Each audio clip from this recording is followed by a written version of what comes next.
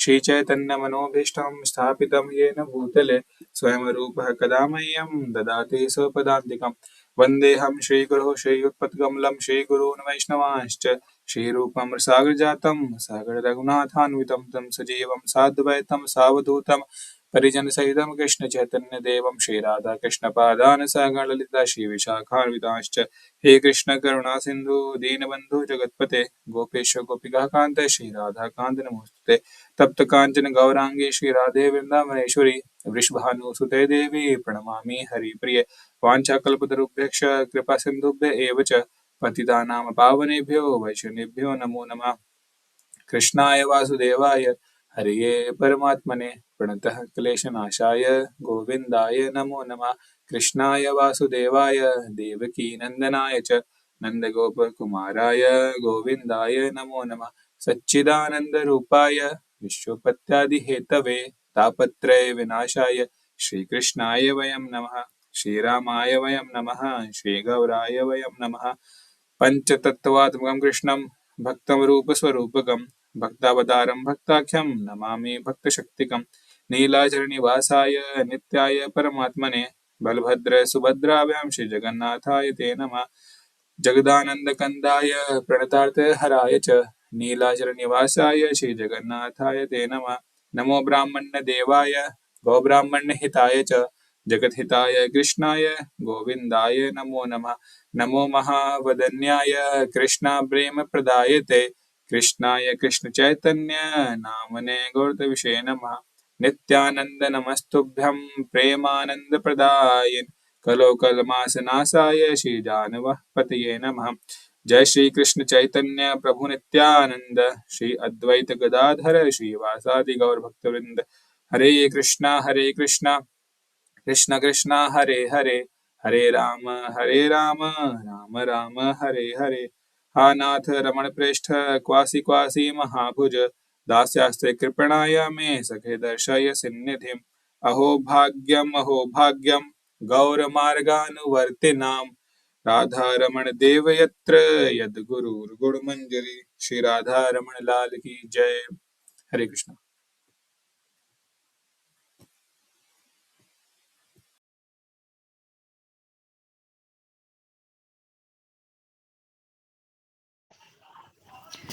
श्री राधा रमण लाल की जय। हरे कृष्णा। तो आज की कक्षा प्रिय के शब्द लेने वाले,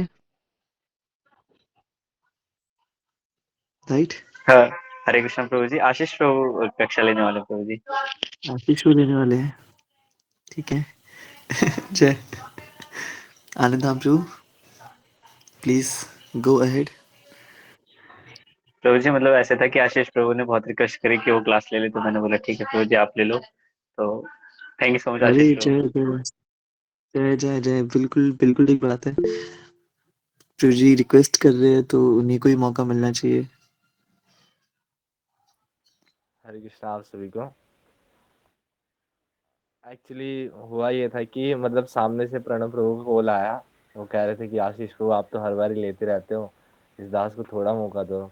तो मैंने उन्हें रिक्वेस्ट कर प्रणव प्रभु प्लीज़ आप लीजिए। तो लेकिन वो शर्म खा रहे हैं फिलहाल अभी बोलने में। तो लेकिन वो नहीं ले रहे हैं, मजाक कर रहा हूँ। प्रणव प्रभु प्रिंस प्रभु लेने वाले थे क्लास, तो उन्होंने एंड मोमेंट पे मुझे ऐसा बोल दिया कि आप अचानक से, मतलब मुझे 10 बजे पता चल रहा है कि मैं क्लास ले रहा हूँ।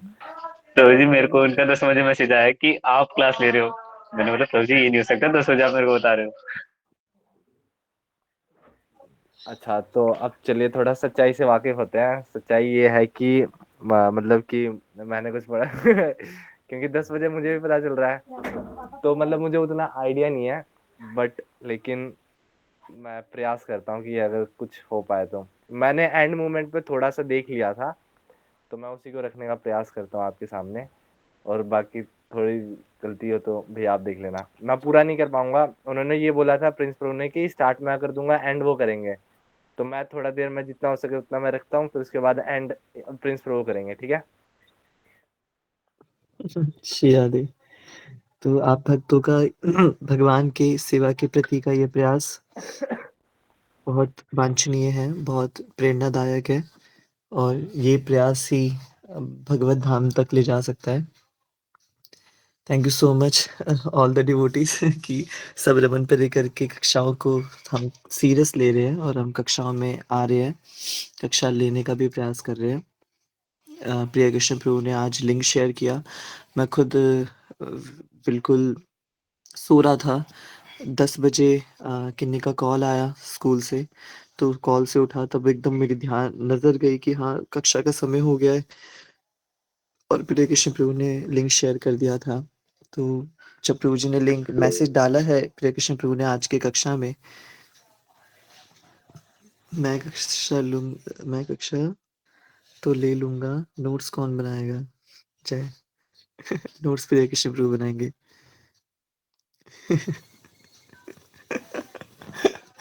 मैं बनाऊँगा ना, प्रिय कृष्ण प्रभु कह रहे हैं। ठीक है, आनंद धाम प्रभु, वो बना लेंगे नोट्स आज। आज की कक्षा आप लो और आनंद धाम वो प्रिय कृष्ण प्रभु हमारे नोट्स बना लेंगे। तो प्राणेश्वरन प्रभु जी ने मुझे पहले ही बता दिया था कि वो आज मुज़फ्फरनगर इस्कॉन मंदिर में उनकी सेवा है और जिस कारण से आई थिंक वो अभी भी सेवा में ही हैं, पता नहीं वो अभी तक घर पहुँचे या नहीं पहुँचे। हो सकता है रास्ते में होंगे। आप बोलते-बोलते भी बहुत अच्छे नोट्स बना लेंगे आनंद धाम प्रभु जी। तो आप ये डबल काम एक साथ कर सकते हैं। आप कक्षा भी ले सकते हैं और आप साथ ही साथ नोट्स भी बना सकते हैं। ये टैलेंट आप में है, ये तो मुझे भी आज पता चल रहा है।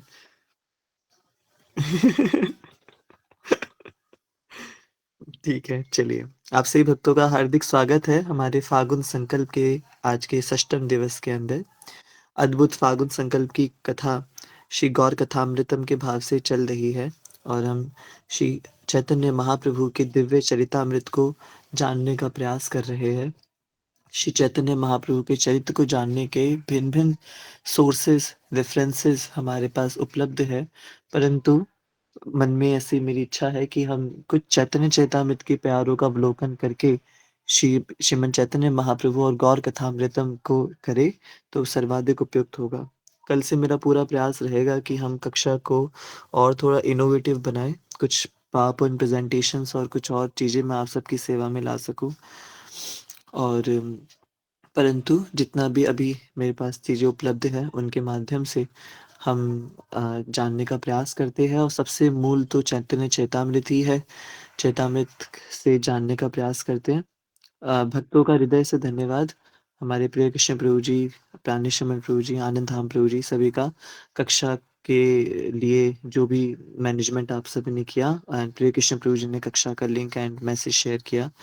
क्योंकि मैं अभी उपलब्ध हूँ, जगा हुआ हूँ और होश में हूँ, ठीक है और मतलब ठीक हूँ, तो आप सबकी सेवा में दास रूप गोस्वामी दास उपलब्ध हैं। तो हम आइए आज की कक्षा में प्रवेश करते हैं। श्रीमद् चैतन्य चरितामृत आइए उसी श्लोक से प्रारंभ करते हैं जो हमें इस पूरे सीरीज़ में हमें सीखना है अच्छे से, उस श्लोक को याद करना है और उस श्लोक से पूर्व जब भी आप गौर निताई जी को देखते हैं ना, तो गौर निताई जी को देख कर के जो प्रणाम मंत्र बोला जाता है वो प्रणाम मंत्र भी हमें आना चाहिए, श्री गौर निताई जी के दर्शन करते वक़्त और वो प्रणाम मंत्र भी हमें मैया ने सिखाया है। किस प्रकार है वो कि आजानुलंबित भुजौ कनकावदातौ संकीर्तनैकपितरौ कमलायताक्षौ विश्वंभरौ द्विजवरौ युगधर्मपालौ वन्दे जगत्प्रियकरौ करुणावतारौ अनर्पितचरिं चिरात् करुणयावतीर्णय कलौ समर्पयितुम् उन्नतोज्ज्वलरसां स्वभक्तिश्रियम् हरिः पुरटसुन्दरदुतिकदम्बसन्दीपितः सदा हृदयकन्दरे स्फुरतु वः शचीनन्दनः। श्री राधारमण लाल की जय। आइए अपने आज के सत्र में हम प्रवेश करते हैं। मैं आशा करता हूँ कि आपको मेरी स्क्रीन दिख पा रही होगी। तो अपने कल की कक्षा में हम लोगों ने बहुत ज़्यादा कुछ तो हम नहीं कर पाए थे, पर हम श्रीमद् चैतन्य चरितामृत के तीसरे अध्याय के 11वें श्लोक पे हमने चिंतन करा था। एक श्लोक ही इतना ज़्यादा चिंतनात्मक था कि कहाँ तो कक्षा हमें जल्दी विश्राम करनी थी, पर वो कक्षा कल सबसे ज़्यादा एक्सटेंड हुई है और सारी जितने भी प्रश्न निकले, जितने भी इंटरप्रिटेशंस हुई, वो सारी की इस एक प्यार पर निर्धारित थी। श्रीमद् चैतन्य चैतामृत के तीसरे अध्याय का ये 11वां श्लोक, ये 11वीं प्यार है, जिसमें हमने कल जाना 4 प्रकार के दिव्य रसों के बारे में, जिन रसों की सेवा गोलोक वृंदावन धाम में की जाती है। दास्य साखे वात्सल्य श्रृंगार चारी रस, चारी भावेर भक्त यत कृष्ण तार वास। तो ये 4 प्रकार के जो रस है, इन चारों रसों से भगवान की सेवा होती है। जो भक्त इन चारों रसों में से किसी भी रस से पूर्ण शरणागति भाव से भगवान की सेवा करता है, ठाकुर श्री राधारमण लाल ठाकुर जी उसके पूर्ण वशीभूत हो जाते हैं, उसके वास में आ जाते हैं।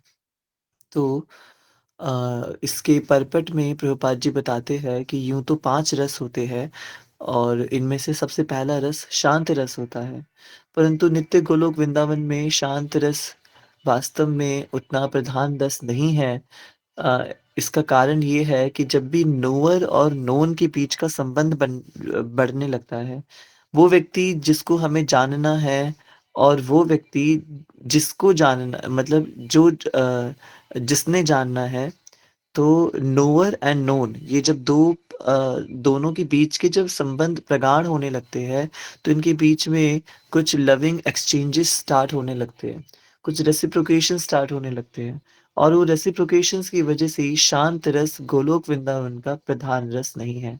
इसलिए 4 रसों में श्रीपाद कृष्णदास कविराज गोस्वामी ने सेवा बताई है, और ये 4 रस है दास्य रस, साख्य रस, वात्सल्य रस एवं श्रृंगार रस, जिसको माधुर्य रस भी कहा जाता है। तो इन 4 रसों में भगवान की सेवा की जाती है। आइए आगे बढ़ते हैं और अगले प्यार पर आते हैं। दास सखी पिता माता कांत गण लाना, व्रजे व्रजे क्रीड़ा करे कृष्ण प्रेम विस्तहाना। दास साख पिता माता कांत गण लाना, व्रज क्रीड़ा करे कृष्ण प्रेम विष्टहना। बहुत सुंदर इसके बारे में बताया गया है यहाँ पे। Absorbed in such transcendental love, Lord Shri Krishna enjoys in Vraja with his loved with his devoted servants, friends, parents and conjugal lovers. तो ये जो 4 प्रकार के रस बताए हैं अभी श्रीपाद कृष्णदास कविराज गोस्वामी ने, इन चारों रसों में भगवान सेवा स्वीकार कर रहे हैं नित्य गोलोक वृंदावन के अंदर। दास्य भाव की सेवा स्वीकार कर रहे हैं अपने भक्तों से, साख्य भाव के अपने सखाओं से, सखियों से, वात्सल्य भाव की नंद बाबा, यशोदा मैया, सभी बड़ी ब्रज गोपियों से, एवं माधुर्य रस की सेवा स्वीकार कर रहे हैं ब्रज की समस्त उन गोपियों से जो भगवान के संग नित्य महारास में लीला कर रही हैं। तो इस प्रकार से ठाकुर जी अपनी लीलाओं को संपादित कर रहे हैं। प्रभुपाद जी परपट में बहुत सुंदर बात लिख रहे हैं। कोई भक्त रीड करना चाहेंगे? आनंद धाम प्रभु। मैं रीड करता हूँ। यस प्रभु। कौन कर रहा है, मैं करूं? हाँ, मतलब कोई भी कर लीजिए, मुझे पता नहीं चल पा रहा है कौन कौन है मीटिंग में, कोई भी कर लीजिए। The descent of Sri Krishna, the absolute personality of Godhead, is very purposeful. In the Bhagavad Gita, it is said that one who knows the truth about Sri Krishna's descent and his various activities is that once liberated and does not have to fall again to this existence of birth and death after he leaves his present material body. कौन सा श्लोक है ये श्रीमद् भगवद गीता का जो यहाँ पे बता रहे हैं? ये वाला जो श्लोक यहाँ पे जिसके बारे में प्रभुपाद जी लिख रहे हैं? भैया जन्म कर्म च मे दिव्यम एवं एवं यो वेति तत्वता, वो वाला श्लोक है। बहुत सुंदर। और दूसरी लाइन क्या है उस श्लोक की? वो याद नहीं, भूल गया मैं, मतलब याद है, भूल रहा हूँ। इसमें आ रहा है ना, इससे याद करो क्या है। His various activities is at once liberated, does not have to fall again to this existence of birth and death, does not have to fall again। दूसरी लाइन क्या है श्लोक की? त्यक्त्वा देहम पुनर्जन्म नैति मामेति सो अर्जुन। है ना? जन्म कर्म च मे दिव्यम एवं यो वेति तत्त्वतः त्यक्त्वा देहं पुनर्जन्म नैति मामेति सुअर्जुन। श्रीमद् भगवद गीता के अंदर ये श्लोक आता है दूसरे अध्याय में। तो भगवान बता रहे हैं कि जो मेरे जन्म कर्म और मेरी सभी लीलाओं को तत्व से समझ लेता है, त्यक्त्वा देहम पुनर्जन्म, उसको इस देह को त्याग करके पुनर्जन्म और दोबारा से इस बर्थ और डेथ के एग्जिस्टेंस में नहीं फंसना पड़ता, है ना? In other words, In other words, one who factually understands Krishna makes his life perfect. Imperfect life is realized in material existence in 5 different relationships we share with everyone within the material world. एक बात बहुत अच्छी है Neutrality, यहाँ पे जो हम इसको अपने जीवन का कोट बना सकते हैं कि one who factually understand Krishna makes his life perfect. अपनी लाइफ को परफेक्ट बनाने के लिए आवश्यक है भगवान को फैक्चुअली अच्छे से समझना। तो वो लाइफ एकदम परफेक्ट है। उस व्यक्ति वो व्यक्ति सच में एक आदर्शमय जीवन जी पाएगा जो ठाकुर जी को सच में तत्व से जान गया है। वो अपनी हर परिस्थिति में, अपने हर एक जीवन के अंदर भगवान के गुणों को देख पाएगा, भगवान के प्रेजेंस को फील कर पाएगा, है ना? यस जी। imperfect life is realized in material existence in 5 different relationships we share with everyone within this material world. Neutrality, servitorship, friendship, parental love, and enormous love between husband and wife or lover and beloved. Yes, तो कितनी अच्छी बात है यहाँ पे। Imperfect life इस material existence में realise की जा सकती है ना? जो 5 प्रकार के रस है, वो 5 प्रकार के रस इस भौतिक संसार में भी देखने को मिलते हैं, अलग-अलग प्रकार से। हम मैं किसी के यहाँ नौकरी कर रहा हूँ, तो मैं उसका दास हो गया, है ना? मैं किसी का मित्र हूँ, मैं किसी का पिता हो सकता हूँ, माता-पिता हो सकता हूँ, और मैं किसी का कांत भाव में कोई मेरा बहुत प्रिय हो सकता है, मैं किसी का प्रिय हो सकता हूँ। तो जैसे कि एक इस संसार में हस्बैंड वाइफ के बीच में होने वाले जो लविंग एक्सचेंजेस है, वो एक इसका एक बहुत बड़ा उदाहरण है। तो हमें ये रस इस भौतिक संसार के रिश्तों में भी देखने को मिलते हैं, है ना? These 5 enjoyable relationships within the material world are perverted reflections of relationship with the absolute personality of Godhead in the transcendental nature. ये उसके एग्ज़ैक्टली प्रतिरूप है, एग्ज़ैक्टली उन रिलेशनशिप के जो नित्य गोलोक वृंदावन में भगवान और उनके ब्रजवासियों के संग में जो रिलेशन है, उन्हीं का ही विपरीत रूप है जो हमें इस धराधाम पे देखने को मिल रहा है ना? परवर्टेड फॉर्म है उन सब का।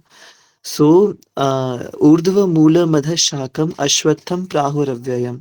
15वें अध्याय में भगवान कह रहे हैं कि ये संसार पूरा एग्ज़ैक्टली अपोज़िट है, प्रतिबिंब है ऊपर वाले संसार का, ऊपर वाले आध्यात्मिक जगत का।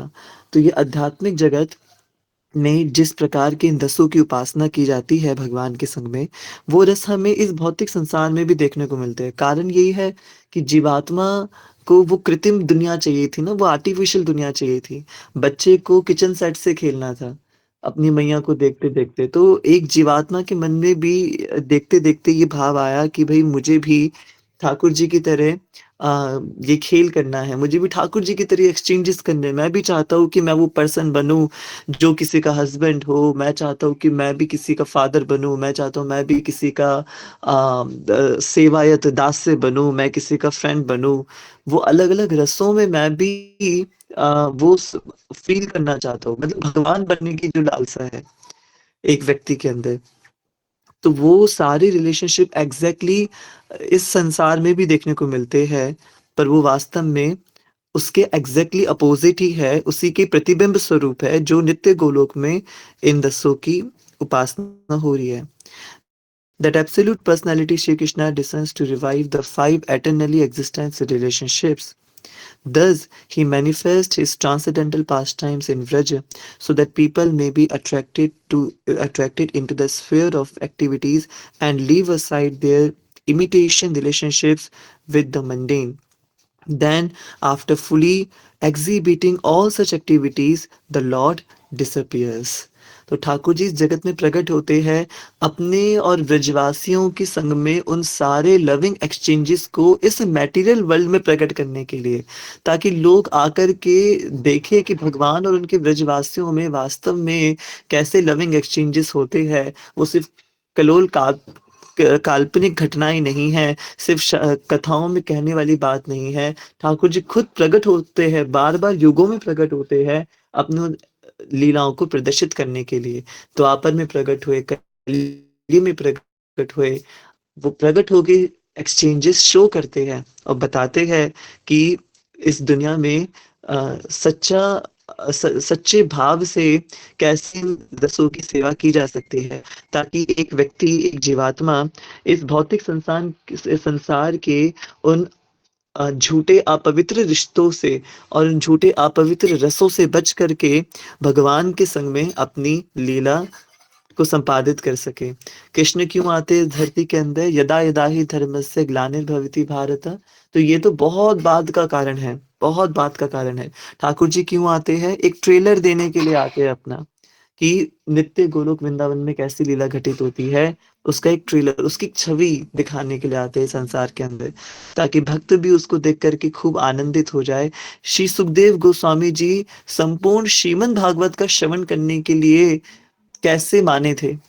वो तो ब्रह्मवेत्ता हो गए थे सुखदेव गोस्वामी। सुखदेव गोस्वामी तो जन्म लेते ही वन में चले गए, अपनी नाल की ही अपना जनेऊ धारण कर लिया, नाल का ही जनेऊ बना दिया, और वन में जाकर के वो ब्रह्म ज्योति की उपासना करने लग गए। परंतु जब व्यास मुनि के शिष्य अनायासी उसी जंगल में आकर के सूखी लकड़ियां चुनते हुए जब उन्होंने श्लोक गाया कि अहो बकीयम स्तनकालकूटम जिघांसया या यदप्य साधवी लेभे गतिम धात्र्युचितां ततोन्यम किं वा दयालुम शरणं प्रपद्ये।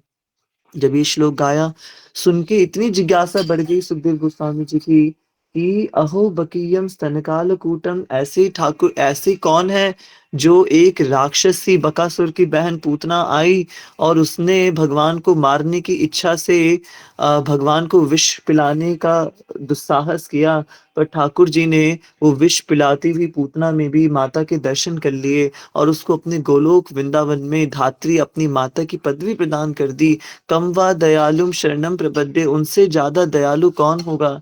ऐसी कृपा बरसाने वाला तुमसा और कोई नहीं। कितना सुंदर ऐसे भजन भक्तों ने लिखे हैं। तो उनसे दयालु और कौन होगा? फिर उसके बाद जिज्ञासा बढ़ी, और सुनाओ और सुनाओ। तो फिर उन्होंने सुनाया, बरहा पीड़म नटवर वपुः कर्णयो कर्णिकारम विभ्रदवास कनक कपिशम वैजयंतीम च मालाम रंध्रान वेणोरधर सुधया पूरयन् गोपवृंदै वृंदारण्यम स्वपदरमणम प्राविशद गीत कीर्तिः।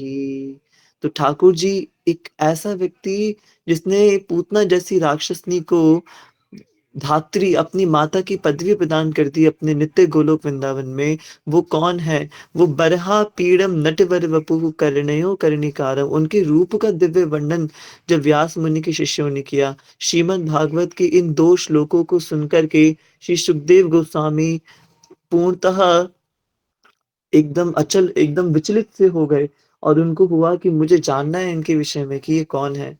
ये 2 श्लोक भूमिका बने, और तब श्री सुखदेव गोस्वामी व्यास मुनि के पास आकर के संपूर्ण भागवत जी का अवलोकन करते, अध्ययन करते, अभ्यास करते हैं। तो ठाकुर जी इस जगत में आते हैं अपनी लीलाओं का एक छोटा सा ट्रेलर देने के लिए। न जाने कौन सी लीला किस भक्त के हृदय को छू जाए, किस भक्त के हृदय को विचलित कर दे, और वो लीला से वो भक्त इतना इतना प्रेरित हो जाए कि वो भगवान के संपूर्ण चरित्र को जानना चाहे, और भगवान के संग में भी वही एक्सचेंजेस करना चाहे जो वो उस लीला में सुन रहा है। तो इसलिए ठाकुर जी अपनी इन लीलाओं को करने के लिए प्रकट होते हैं, और ये सारी लीला करके फिर अप्रकट हो जाते हैं। आगे बढ़ते हैं। यतिष्ठा विहारी कृष्णा करे अंतर्धान, अंतर्धान करी मन कर अनुमान। तो यथेष्ट विहारी कृष्ण करे अंतर्धान, अंतर्धान करी मने करे अनुमान। क्या हो रहा है यहाँ पे? Lord Krishna enjoys his transcendental pastime as long as he wishes and then he disappears, after disappearing however he thinks does. तो ठाकुर जी तब तक लीला करते हैं जब तक उनकी इच्छा है ना?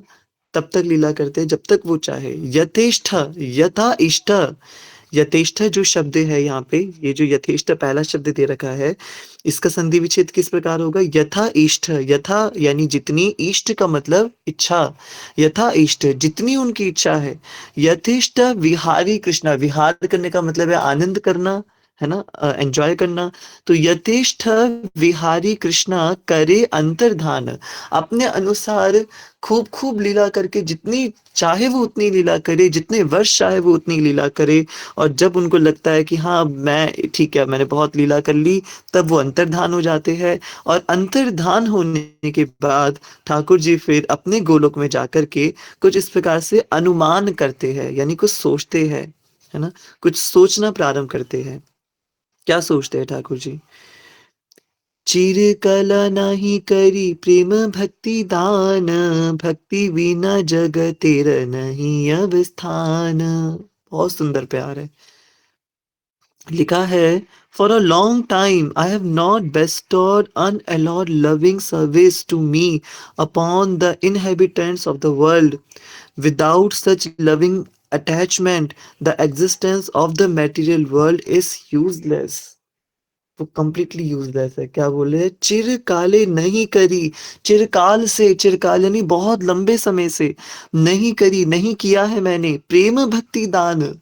इतने समय से मैं लीला कर रहा हूँ इस जगत के अंदर, इस चार मुख वाले ब्रह्मा जी के ब्रह्मांड में मैं इतने इतने रूपों में लीला कर रहा हूँ। कभी वराह के रूप में, कभी नरसिंह के रूप में, कभी राम के रूप में, कभी खुद अपने वास्तव पूर्ण पुरुषोत्तम कृष्ण के रूप में, सभी रूपों में लीला कर करके आ रहा हूँ। परंतु इन सब के बाद भी बहुत समय हो गया, बहुत लंबे समय से मैंने प्रेम भक्ति का दान नहीं करा है। चिरकाले नहीं करी प्रेम भक्ति दान, प्रेम भक्ति का दान नहीं करा। भक्ति बिना जग तेरा नहीं अवस्थान, और भक्ति के बिना तो इस जगत का कोई अवस्थान ही नहीं है ना? अवस्थान यानी उसका एग्जिस्टेंस ही नहीं है। भक्ति के बिना तो इस जगत का एग्जिस्टेंस ही नहीं है। ठाकुर जी सोच रहे हैं ये बात कि बहुत लंबे समय से मैंने वो लविंग डिवोशन सर्विस इस जगत के निवासियों को प्रदान नहीं करी है, प्रेम भक्ति प्रदान नहीं करी है। और उस लविंग अटैचमेंट के बिना तो इस जगत का कोई अस्तित्व ही नहीं होगा, उसके बिना तो ये यूजलेस हो जाएगा ये पूरी तरीके से। The Lord seldom awards pure transcendental love, but without such pure love of God, freed from all fruitive activities and empiric speculations, one cannot attain perfection in the life. So, निश्चित रूप से भगवान के उस परम पवित्र प्रेम को प्राप्त किए बिना कोई भी व्यक्ति, ठाकुर जी, और वो भी प्रेम कैसा, जो कि फ्री है सभी प्रकार की फ्रूटिव एक्टिविटीज से, सभी प्रकार के, पूर्णतः निष्काम, पूर्णतः निष्काम, जो पूरी तरीके से निष्काम है और अपने जो निज चिंतन है, जो खुद का मेंटल स्पेकुलेशन है, उससे भी फ्री है ना? जब तक ऐसी भक्ति कोई प्राप्त नहीं कर लेता, ऐसी प्रेमा भक्ति कोई प्राप्त नहीं कर लेता, तो उस व्यक्ति को अपने जीवन में परफेक्शन नहीं मिलेगा, परफेक्शन प्राप्त नहीं होगा। इसलिए ठाकुर जी ये विचार कर रहे हैं। और आगे ठाकुर जी विचार करते हैं, सकल जगति मोरे करे विधि भक्ति, वैधि भक्ति व्रजे भावे पैते नहीं शक्ति। देखिए क्या बोल रहे हैं, सकल जगत मोरे करे वैधि भक्ति, सकल जगत मोरे करे वैधि भक्ति। ये सकल जगत, ये सारा ब्रह्मांड मेरे लिए करता है वैधि भक्ति। वैधि भक्ति यानी वैदिक साधना भक्ति, रागानुगा साधना भक्ति और वैदिक साधना भक्ति। तो ठाकुर जी कह रहे ये सारा जगत मेरे लिए वैदिक साधना भक्ति करता है। वैदी भक्ति व्रजे भावे पाइते नहीं शक्ति, परंतु इस वैदिक साधना भक्ति से वो व्रज भाव की प्राप्ति नहीं हो पाएगी। हमारे महाराज जी ये कहते हैं कि कृष्ण कैसे मिलेंगे, माला करने से कृष्ण मिलेंगे, ऐसा बिल्कुल नहीं है। निश्चित रूप से ठाकुर जी बंधे नहीं है, ये नहीं कहा जा सकता। हाँ, आचार्य वृंद जो आज्ञा करते हैं, प्रभुपाद जी ने आज्ञा करी है कि 16 माला, 4 रेगुलेटिव प्रिंसिपल का नियमित रूप से पालन यदि कोई करता है, तो प्रभुपाद जी ने कमिटमेंट किया है कि वो उसको गोलोक लेकर के जाएंगे, है ना। परंतु ये तो चलो, ये तो गुरु कृपा हो गई, ये तो गुरु गोलोक लेकर के जा रहे हैं। ठाकुर जी की तरफ से क्या वादा किए गए हैं? ठाकुर जी ने कोई वादा नहीं किया। ठाकुर जी कैसे मिलते हैं? भगवान का नाम जप करने से मिलते हैं। उत्तर है नहीं। नाम जप तो अच्छी बात है, ठाकुर जी का हम कर रहे हैं, वो तो नाम और कृष्ण में कोई अंतर ही नहीं है ना। कली काले नाम रूपे कृष्ण अवतार, इस कलयुग में तो नाम रूप में कृष्ण का अवतार हुआ है। तो कृष्ण की प्राप्ति कैसे होगी? जब स्वयं कृष्ण चाहेंगे तब उनकी प्राप्ति होगी। अब वो जब चाहे, वो जब चाहे।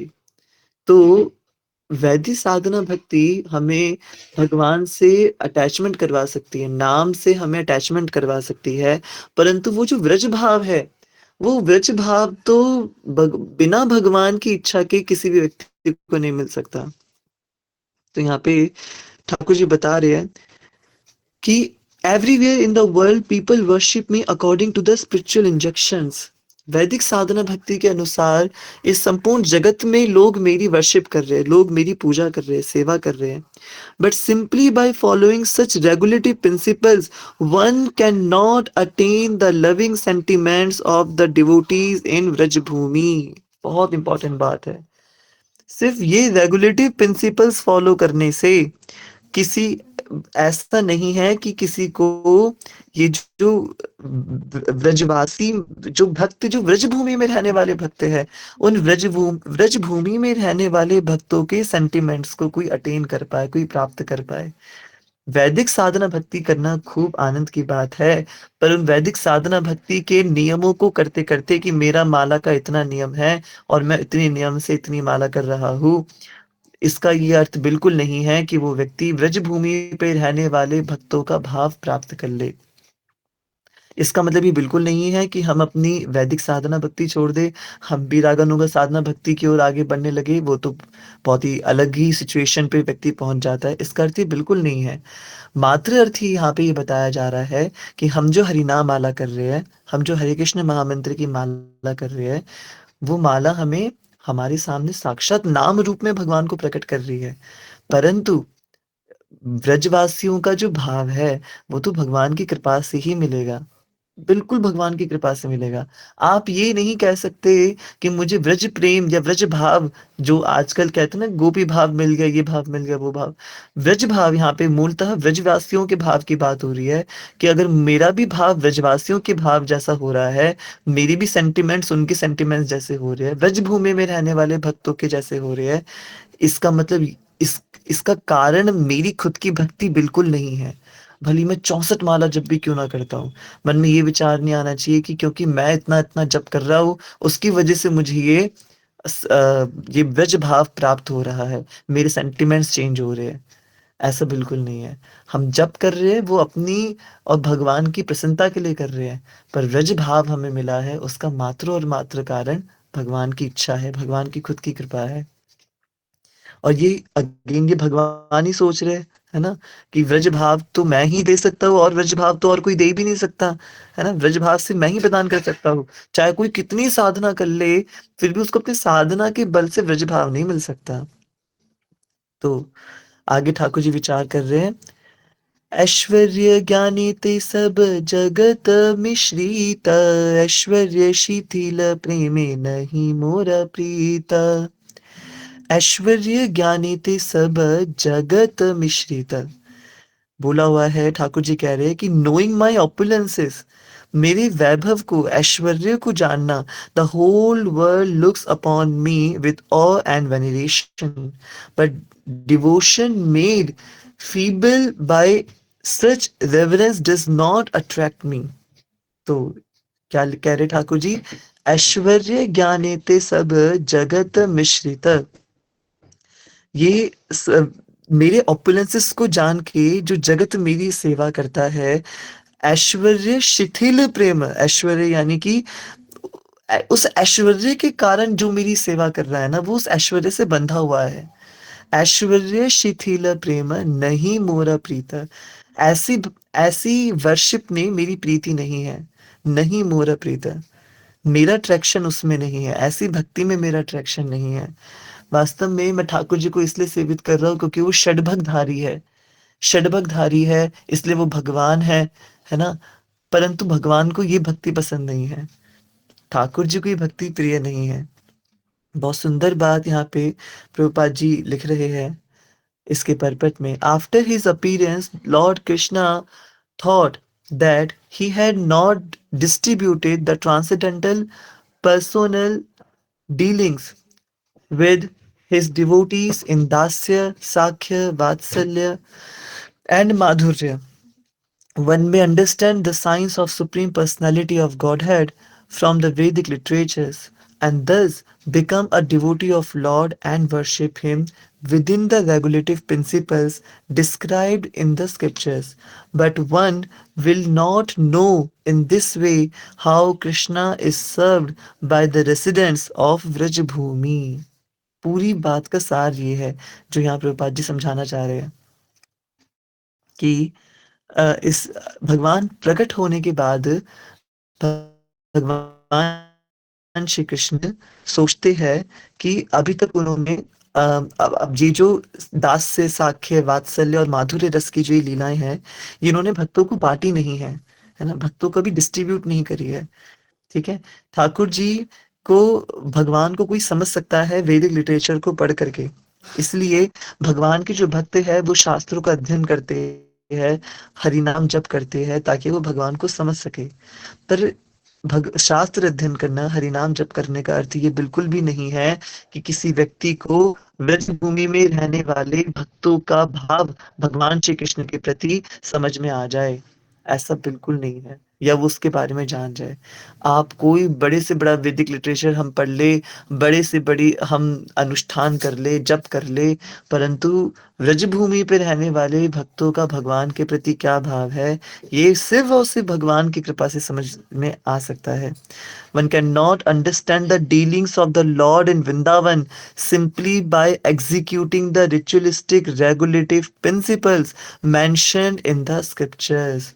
शास्त्रों में बताए गए जो रिचुअलिस्टिक रेगुलेटिव प्रिंसिपल्स होते हैं, रिचुअलिस्टिक यानी जो विधि विधान जो शास्त्रों में दिए गए हैं, उन विधि विधानों को नियमित रूप से करके कोई भगवान के उस डीलिंग्स को नहीं समझ सकता जो ठाकुर जी और व्रजवासियों के बीच में होते हैं। By following spiritual injunctions, one may enhance his appreciation for the glories of the Lord, but there is no chance for one to enter into the personal dealings with him. तो ये spiritual injunctions लेकर के one may enhance his appreciation, है ना, one may enhance his appreciation for the glories of the Lord, but there is no chance for one to enter into the personal dealings with him. हम भगवान का गुणगान तो बहुत अच्छे से कर सकते हैं, बट जिस लीला का गुणगान कर रहे हैं ना, उस लीला में प्रवेश नहीं कर सकते। मैं भगवान की माखन चोरी लीला, भगवान की वस्त्र हरण लीला, भगवान का महारास, भगवान की वात्सल्य लीला, भगवान की युद्ध लीला, सभी लीलाओं का चिंतन करके उनका गुणगान कर सकता हूँ, पर उन लीलाओं में प्रवेश नहीं कर सकता। Giving too much attention to understanding the exalted glories of the Lord reduces the chance of one's entering into the personal loving affairs with the Lord. To teach the principles of such loving dealings, the Lord decided to appear as Lord Chaitanya.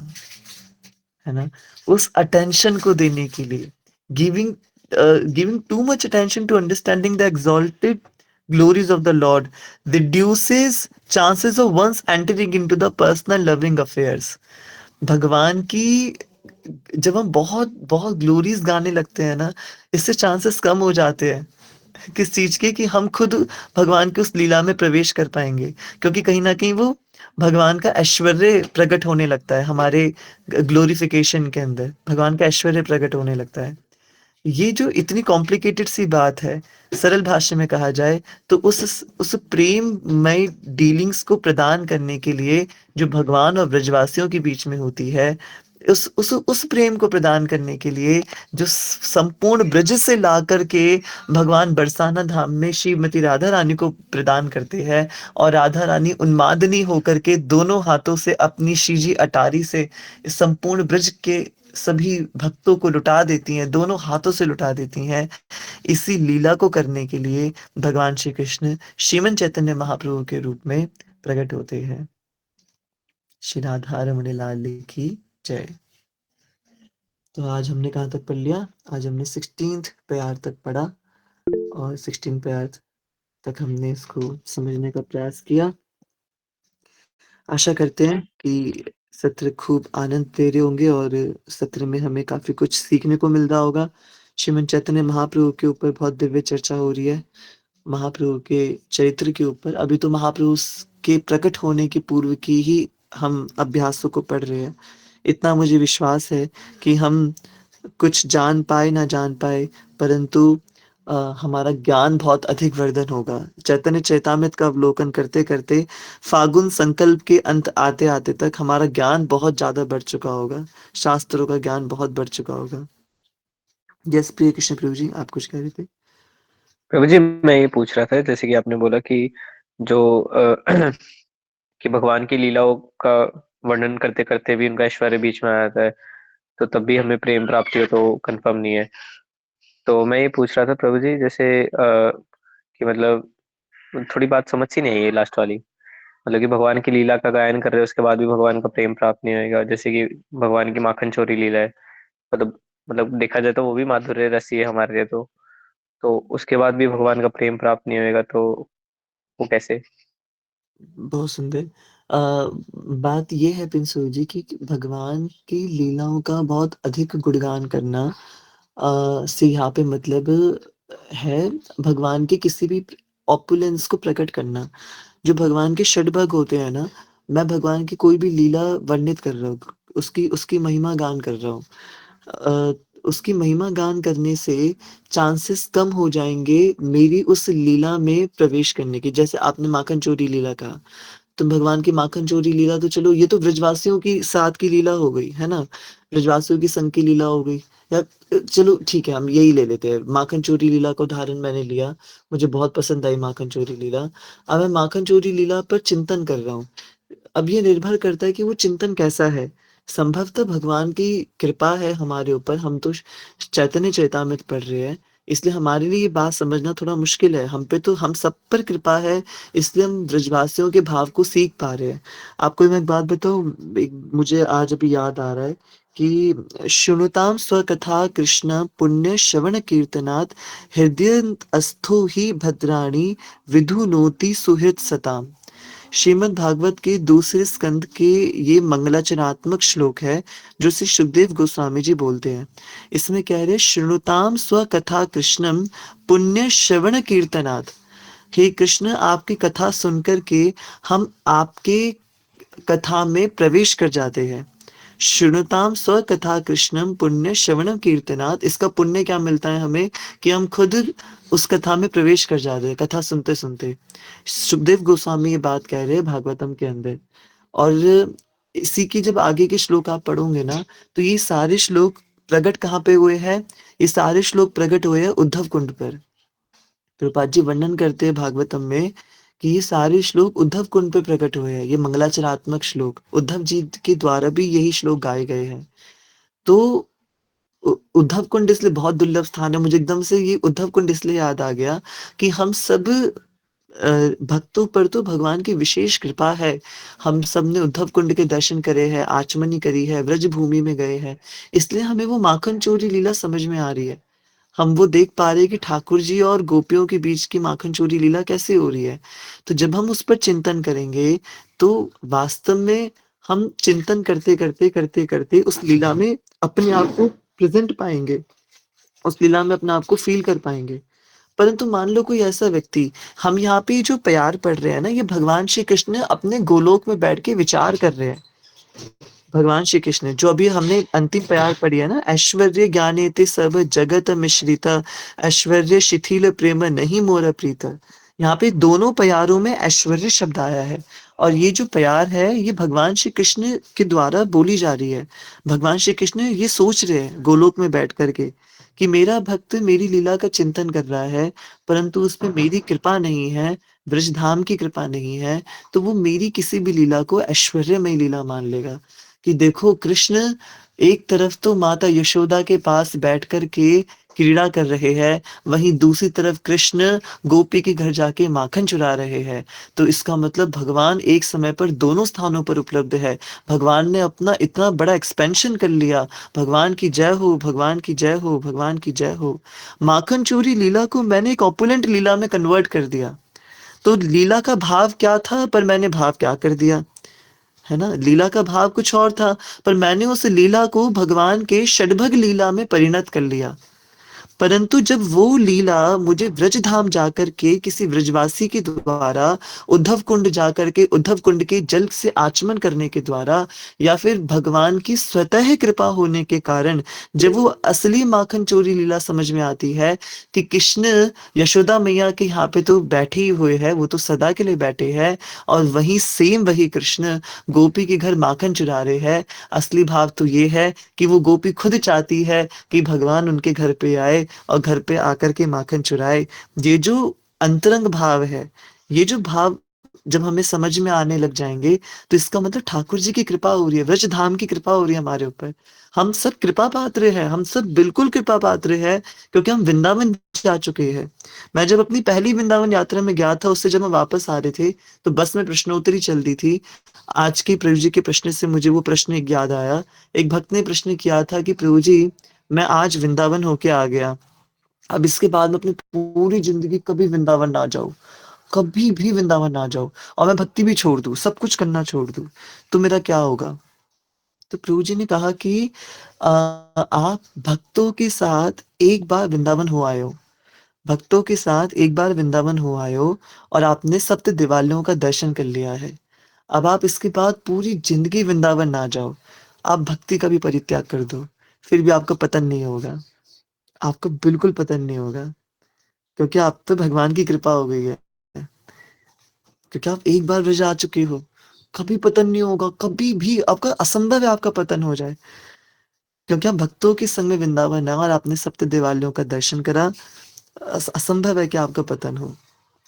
तो ब्रजधाम की कृपा हो गई उसके ऊपर, वृंदावन की कृपा हो गई, तभी तो वो व्यक्ति को भक्तों का संग मिला, सप्त दिवालियों के दर्शन मिले। यही तो भगवान की कृपा है ना, जिसकी बात भगवान इस श्लोक में कर रहे हैं, है ना? तो ऐश्वर्य से भगवान को हम नहीं जान सकते, भगवान की लीला चिंतन करने के बाद भी भगवान की कृपा जब होगी हम पे, तब हम भगवान की लीलाओं को जानेंगे।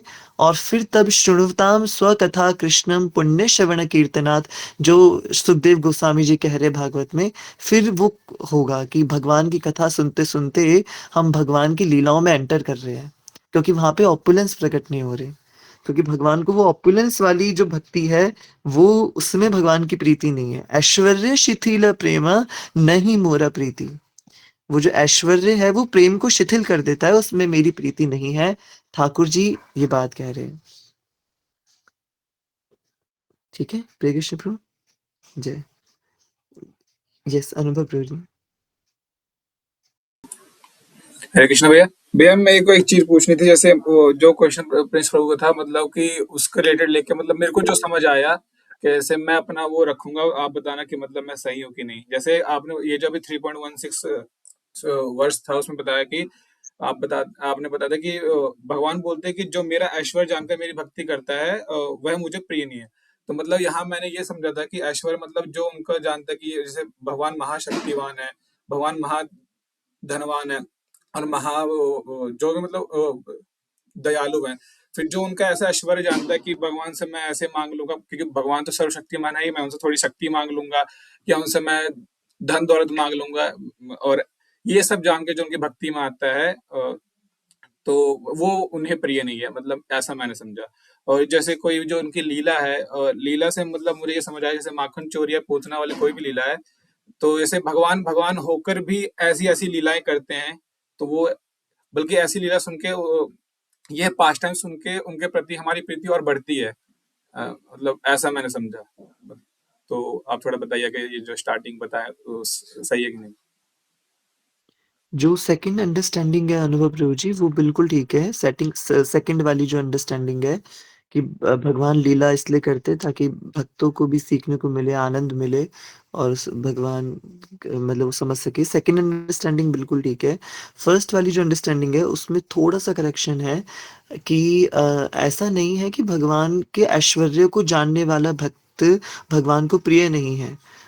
वो तो प्रिय होगा ही होगा भाई। भगवान के ऐश्वर्य को जिसने जान लिया, जिसने भगवान शब्द को समझ लिया, षडभगों को जान लिया, इस बात को स्वीकार कर लिया कि भगवान में 6 प्रकार के ऐश्वर्य है और भगवान ही उन ऐश्वर्यों के परम स्रोत है, तो फिर वो व्यक्ति भगवान को प्रिय कैसे नहीं होगा? वो तो ज़रूर प्रिय होगा, है ना? तो ये थोड़ा-सा कनेक्शन है इसके अंदर कि वो व्यक्ति भगवान को बहुत प्रिय है, परंतु यदि वो भगवान की अर्चन सेवा, यदि वो भगवान का चिंतन सिर्फ ये सोच के कर रहा है कि भगवान में ये सारे ऐश्वर्य है ना? ये सारे ऐश्वर्य है, वो भगवान का खूब गुणगान तो कर सकता है, पर भगवान की उन लीलाओं में प्रवेश नहीं कर सकता। यहाँ लीला में प्रवेश की बात है। हम भगवान का गुणगान खूब कर सकते हैं। मैं भगवान की खूब स्तुति कर सकता हूँ, खूब श्लोक याद करके मैं भगवान की स्तुति गा सकता हूँ। मुझे पूरा गोपी गीत कंठस्थ हो गया, मैं पूरा गोपी गीत का पाठ कर रहा हूँ, मैं सिर्फ गोपी गीत गा सकता हूँ। जैसे भाव से गोपियों ने गीत गाया ना, वो नहीं गा सकता मैं। गोपी गीत गाना एक बात है, वो तो सिर्फ गोपी गीत के शब्दों को दोहरा देने वाली बात होगी, पर गोपी गीत के शब्दों को महसूस करके गाना, ये सच में कि मैं प्रणत कामदम कांत कामदम, ये जो मैं एक-एक चीज़ में गा रहा हूँ, एक-एक शब्द, श्रवण मंगलम श्रीमदाततम, ये वो मैं समझ के, वो मेरी खुद की हृदय की भावना है। अब वो खुद कैसे प्रकट होगा? वो तब प्रकट होगा जब हम भगवान की लीला में एंटर कर पाएँगे। है ना? वो भगवान जैसे आनंद धाम प्रभु ने जब आत्मचिंतन का एक बीच में सत्र लिया था, तो उन्होंने जो प्रार्थना लिखी थी कि प्रभु मैं कूड़ा भी हूँ तो आपके आंगन का कूड़ा हूँ। ये बात, अब ये बात कब लिखी उन्होंने? जब वो भगवान की लीला में जब हम प्रवेश कर रहे होते हैं। है ना? तो यस आनंद धाम प्रभु जी। वैदिक साधना भक्ति is equal to mean and रागानुगा भक्ति इज़ एंड। परफेक्ट, बिल्कुल ठीक लिखा है आपने। समझ रहे हो अनुभव? तो जो भगवान के षडभगों को जानता है ना, वो भगवान को प्रिय तो है। बस यहाँ पे बात ये हो रही है कि वो भगवान की लीलाओं में प्रवेश नहीं कर सकता। वो व्रजवासियों के भाव को नहीं समझ सकता वो व्यक्ति। यदि वो सिर्फ़ भगवान के ऐश्वर्यों को ही जान करके, मान करके भगवान की शरणागति ले रहा है, तो वो व्रजवासी उसको भी व्रजवासियों के भाव नहीं समझ में आएँगे।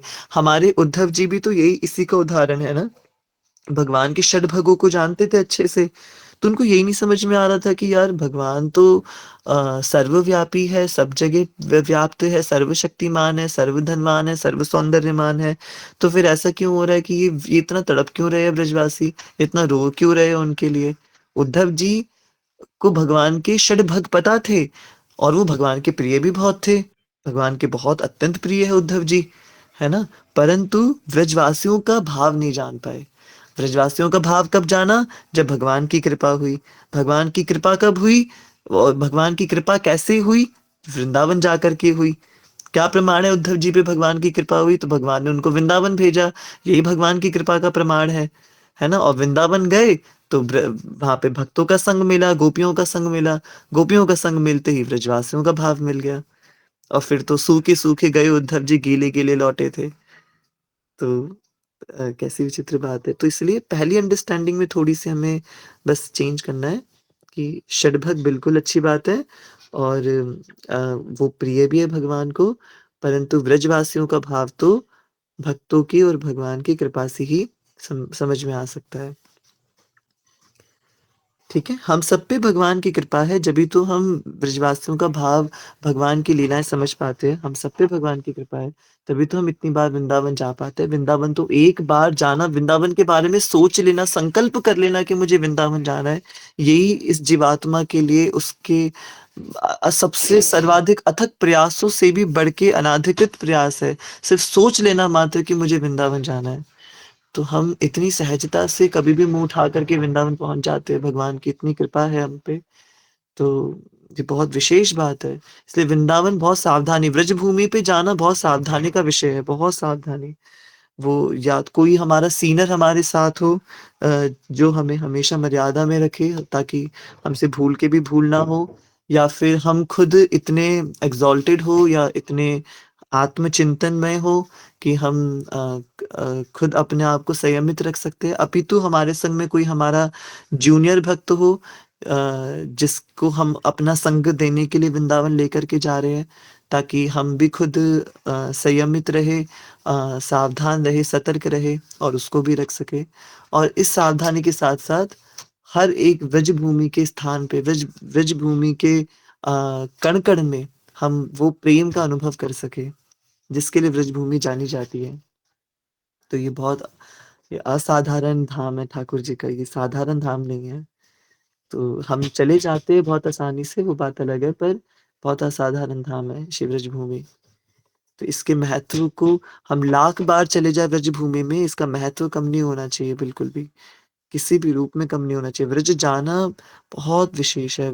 हर बार आपको ये भाव आना चाहिए कि आप प्रथम बार व्रज जा रहे हो। जब भी वृंदावन जाओ, हमेशा ये होना चाहिए मैं पहली बार वृंदावन जा रहा हूँ। बिल्कुल नए बन के जाएँ हम, बिल्कुल एकदम एकदम नए बन के जाएँ। तो बहुत कुछ सीखने को मिलेगा, बहुत संतों का आश्रय मिलेगा। है ना? श्री राधा रमण लाल की जय। तो मैं आशा करता हूँ कि सत्र काफ़ी सीखने में आ रहा होगा आप सभी के। मैं आज बहुत ज़्यादा थक रहा था और मेरी बिल्कुल भी हालत नहीं थी। तो आज स्कूल वाले हमेशा कुछ दुखी करते हैं मुझे। आज उनका कॉल आ गया, भैया भक्त अकेले चले जाते हैं वृंदावन। अगर कोई भी भक्त अकेले वृंदावन जा रहा है तो इसकी बहुत ज़्यादा गलत बात है। उसको अकेले बिल्कुल नहीं जाना चाहिए वृंदावन। उसको अपने साथ प्रिय कृष्ण प्रभु, देव प्रभु को ज़रूर लेके जाना चाहिए वृंदावन। तो कोई अगर अकेले जा रहा है तो उसको अकेले बिल्कुल नहीं जाना चाहिए। कितनी ज़्यादा गलत बात है ये। तो इसलिए कोई भी अगर अकेले जाए वृंदावन तो वो प्रिय कृष्ण प्रभु और देव प्रभु के संग में जाए, अकेले ना जाए बिल्कुल भी। और अगर वो इन भक्तों के संग में जा रहे तो वो अकेला तो है ही नहीं। वो तो दुकेला, तिकेला, चौकेला हो गया ना, वो तो अकेला है ही नहीं वो। देव प्रभु के साथ जाना चाहिए बिल्कुल, हमारे देव प्रभु बेस्ट है।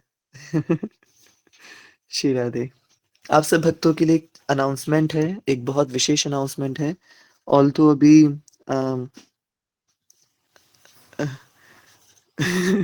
वैसे उनको प्रिंस लिखना था, पर प्रिंस की जगह इन्होंने प्राइज़ लिख दिया देव प्रभु जी ने। तो प्राइज़ प्रभु के साथ। ऑल्दो वो प्रिंस प्रभु जी हमारे जो है वो प्राइज़लेस भक्त है, वो अमूल्य भक्त है। तो देव ने बिल्कुल सही नाम लिखा है, वो बिल्कुल हमारे अमूल्य भक्त है, इसलिए देव प्रभु का भाव मैं समझ गया, वो प्राइज़लेस लिखना चाह रहे थे। प्राइज़लेस प्रिय कृष्ण प्रभु प्राइज़लेस, इसलिए उन्होंने वो प्राइज़लेस लिखा है, अमूल्य भक्त हैं हमारे। तो आप सब भक्तों के लिए एक बहुत अच्छी अनाउंसमेंट है। हम सब रमन परिकर के भक्तों का बड़ा अनुपम सौभाग्य जागृत हुआ है। ऐसा दिव्य सौभाग्य हम सबको मिला है इस अनाउंसमेंट के अंदर। अब तक हम लोगों ने दिल्ली के अलग-अलग स्थानों पे संकीर्तन किया। हमने हर एक भक्त के घर पे जाकर के, हर एक भक्त के स्थान पर जाकर के हम लोगों ने संकीर्तन करा और पिछले 2.5-3 वर्षों से ये संकीर्तन सेवा रमन परिकर के संग में हम कर रहे हैं। रोहिणी में भी हम कई स्थानों पे जाके कीर्तन हमने करे, द्वारका में जाकर के कीर्तन किया और मुज़फ्फरनगर जाकर के प्राणेश्वर प्रभु जी के वहाँ पे संकीर्तन हुआ। बहुत-बहुत स्थानों पर हम लोगों ने दिल्ली में और एनसीआर के कई इलाकों में भी जाने का अवसर मिला है, संकीर्तन हुए हैं। कोर्ट में भी संकीर्तन हुआ है। पता नहीं कौन-कौन था मेरे साथ जब मैं कोर्ट में गया था संकीर्तन करने के लिए। तो इसलिए प्रभु जी गलती से लिख दिया था, प्रिंस ही लिख रहा था। अरे देव प्रभु आप रो क्यों रहे हो? ठीक है, हम प्रिंस ही लिख रहे थे हम, बिल्कुल सही बात है। तो आप चिंता मत करो। कोई कोई अफवाह थोड़ी ना हुआ है किसी बात का। जय। तो मैं अपनी बात पूरी करता हूँ। तो हमने खूब स्थानों पर जा के संकीर्तन करा है। पता नहीं कौन से भाव पे ठाकुर जी रीझ जाते हैं। आज कृपा की बात हो रही है। हम सारे रमन पर्रिकर के भक्तों पे एक बहुत अत्यंत विशेष कृपा हुई है। अब तक हमें हमारे रमन पर्रिकर के भक्त इनवाइट करते थे संकीर्तन के लिए, और भी लोग करते हैं पर हम उनकी बुकिंग एक्सेप्ट नहीं करते। पर इस बार हमें और किसी ने नहीं, मुझे अभी भी बोलते हुए यकीन नहीं हो रहा, साक्षात श्री युगल बिहारी लाल ने हमें आमंत्रण करा है अपने बिहावला उत्सव के अंदर संकीर्तन सेवा करने के लिए। और आप जान करके अत्यंत हैरान रह जाएंगे, ये श्री युगल बिहारी लाल जी का बिहावला उत्सव और कहीं नहीं बल्कि साक्षात श्री वृंदावन धाम में होने वाला है। तो इस बार रमन पर्रिकर को जो संकीर्तन सेवा मिली है वो वृंदावन धाम में मिली है, कि वृंदावन धाम में जाकर के हमें श्री युगल बिहारी लाल जी के बिहावला उत्सव के अंदर संकीर्तन करने का ये दिव्य मौका, ये दिव्य हमें अवसर ठाकुर जी ने प्रदान किया है। ये बहुत विशेष बात है। इसकी डेट्स मैं बताता हूँ। इसकी डेट्स है, डेट भी बहुत विशेष है, बहुत विशेष है। ये वही डेट है जिस जिस दिन फुलेरा दोष तिथि आती है, और फुलेरा दोष तिथि आप सब जान गए होंगे, जिस दिन भांडेर वन के अंदर ब्रह्मा जी ने श्री युगल सरकार राधा कृष्ण का विवाह करवाया था। तो इसलिए भांडेर वन में जिस दिन फुलेरा दोष तिथि को ये विवाह उत्सव हुआ था, तो उसी दिन वृंदावन धाम में ये बिहारी जी का बिहावला उत्सव होने जा रहा है। और हम लोगों को उसी फुलेरा दोष तिथि पर श्री वृंदावन धाम में जाकर के संकीर्तन करने का ये सेवा, संकीर्तन करने की सेवा हमें प्राप्त हुई है। इसकी डेट है 19th ऑफ फेब 19 फरवरी, 19 फरवरी की तिथि है, जिसमें हमें ये निवेदन आमंत्रण आया है, आज्ञा आई है श्री वृंदावन धाम से, वहां जाकर के ठाकुर जी के बिहावले उत्सव में दिव्य दिव्य संकीर्तन करना है 19th ऑफ फेब को। तो अब इसका ये रहेगा कि आप में से जो भी भक्त चल सकते हैं, क्योंकि वीकडे है, आई थिंक वेंसडे थर्सडे के डेज आ रहे हैं बीच में, ये 18-19 वाले, तो जो भी भक्त चल सकते हैं। प्रिंस सूजी, मैं पूरी बात बताता हूँ। हमारी जो पारुल दीदी है, जिनका कल कॉल आ रहा था और मीटिंग के बीच में, तो उनसे जब ट्रेन में जो हमें मिली थी पारुल दीदी, राधा वल्लभी वाली पारुल दीदी, तो हम सब आप सब जान पहचान गए होंगे। तो उनका जब कॉल आया था, उनसे बात हो नहीं पाई थी, तो कक्षा के बाद जब मैंने उनको कॉल किया, तो उन्होंने ये हमें आमंत्रण, ये आज्ञा प्रदान की है। ठाकुर श्री युगल बिहारी जी महाराज जो है, वो साक्षात प्रेमानंद बाबा जी महाराज द्वारा प्रदत्त विग्रह है, जो कि पारुल दीदी को प्राप्त हुए हैं। राधा वल्लभी संप्रदाय के अंदर वो दीक्षित हैं, और युगल बिहारी जी महाराज उनको केली कुंज से प्राप्त हुए हैं। और पारुल दीदी के ठाकुर जी का बिहावला उत्सव है, और उसी दिन पारुल दीदी की भी शादी है 19 तारीख को। तो सबसे पहले ठाकुर जी का बिहावला उत्सव है, और ठाकुर जी के बिहावले उत्सव के बाद पारुल दीदी का दिव्य विवाह उत्सव है। 19 तारीख को ही दिन का विवाह है। पहले सुबह ठाकुर जी का विवाह मनाया जाएगा, और उसके बाद फिर दीदी का विवाह उत्सव है वहीं वृंदावन धाम में। तो उसमें ये दिव्य सेवा हम सबको मिली है। कई संतगण पधारने वाले हैं, केली कुंज के कई सारे संत वैष्णव आने वाले हैं, बरसाना धाम के कई गोसाईगण आने वाले हैं, जो पारुल दीदी ने मुझे बताया कल। तो ये रमन पर्रिकर का अत्यंत अत्यंत सौभाग्य है कि हमें इतनी बड़ी सेवा मिलने जा रही है। कितने संत आचार्य वैष्णव होंगे वहाँ पे उस बिहावला उत्सव में, और हमें वो इतनी बड़ी सुविधा हमें मिली है। प्रैक्टिस करनी पड़ेगी। तो अब आप में से जो भी भक्त 18-19 डेट्स है, 19 की रात को हमें वापस आना होगा, क्योंकि किसी भी हालत में मुझे 20th को रिपोर्ट करना है स्कूल में। बोर्ड शुरू हो रहे हैं, तो मेरे लिए भी अवकाश मिलना बहुत मुश्किल है। तो हम 18 की शाम को निकलेंगे यहाँ से दिल्ली से, और 18 की वही मैं अपना स्कूल करके हम निकलेंगे 18 की रात्रि तक या शाम तक, जब भी हम वृंदावन शरणम नवभावधरं नवलास्यपरं नवहास्यकरं नवहेमवरं प्रणमामि शचीसुतगौरवरम् अरुणं नयनं चरणं वसनं वदने स्खलितं स्वकनामधरं कुरुते सुरसां जगतजीवनं प्रणमामि शचीसुतगौरवरं प्रणमामि शचीसुतगौरवरं प्रणमामि शचीसुतगौरवरम्। श्रीमन चैतन्य महाप्रभु की जय। श्री राधा रमण लाल की जय।